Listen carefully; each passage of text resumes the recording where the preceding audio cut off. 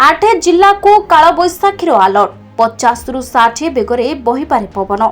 राज्य में पाणीपागर दुईटी रूप। पश्चिम ओडिशा रे ग्रीष्म प्रवाह जारी रहितबा बेले उपकूल और दक्षिण ओडिशार किछि जिल्ला रे कालबैशाखी पई सतर्क सूचना जारी करा जायछि।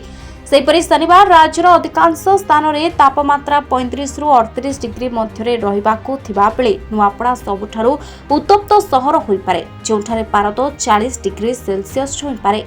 सुंदरगढ़, संबलपुर, बरगढ़ और अनुगुल रे होइपारे 38 डिग्री। भुवनेश्वर और कटक रे पारद 34 डिग्री रहिपारे।